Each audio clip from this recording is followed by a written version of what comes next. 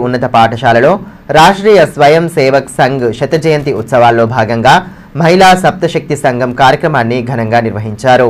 కార్యక్రమ ముఖ్య అతిథులుగా న్యాయవాది కొర్రి భారతి, వ్యాపారవేత్త కోటోజు సౌజన్య, రాష్ట్ర సేవికా సమితి తెలంగాణ ప్రాంత తరుణి ప్రముఖ్ డాక్టర్ కాంచన తదితరులు పాల్గొన్నారు. భారతదేశ ఉన్నతిలో మహిళల పాత్ర, మహిళా శక్తి గురించి అతిథులు వివరించారు.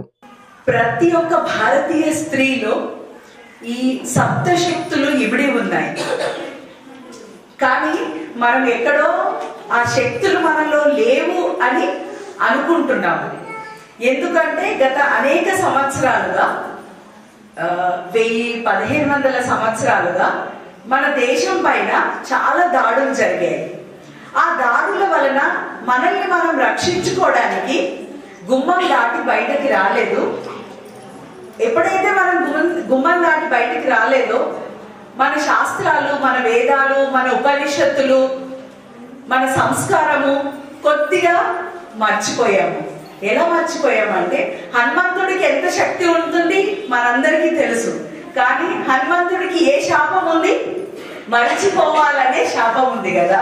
ఎవరైనా హనుమంతుడికి నీకు ఆ శక్తి ఉంది అని గుర్తు తెస్తే అప్పుడు హనుమంతుడు అంత శక్తివంతుడు ఈ భూమండలంలోనే లేడు.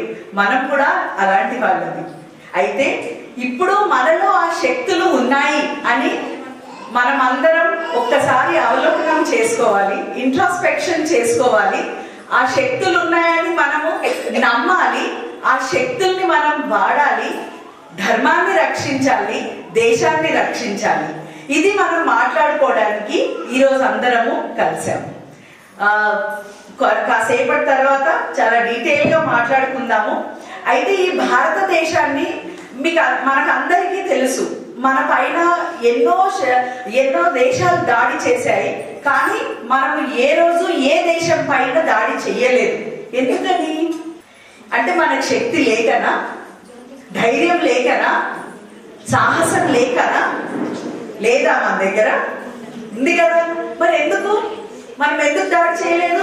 ఒక పిల్లాడు చెప్తారు కదా, ఒక చెంప మీద కొడితే ఇంకో చెంప చూపిస్తామంటే లేదు, ఈ వాడి చెంప పగలు కొడతామని అంటాం కదా. మరి చెంప పగలు కొట్టే స్థాయిలో ఉన్న వాళ్ళమే మన దేశానికి ఇంతమంది దండయాత్రలు చేస్తే మనం ఎందుకని దండయాత్ర చేయలేదు? ఆలోచించామా? అసలు ఏ దేశం పైన దండయాత్ర చేయలేదు మనం? ఎందుకని? ప్లాస్టిక్ వినియోగాన్ని